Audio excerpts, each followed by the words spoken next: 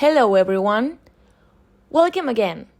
If you're watching this, I imagine you need some quick help to solve some app or website issues. So let's start. First, you have to open the Telegram application on your mobile device. Then, look for a group to copy the link from. For this tutorial, I have created a specific group. Click on the group and now you will be inside the chat. Tap on the group icon in the upper right corner. And here, click on Add Members. Now tap on Invite to Group via link.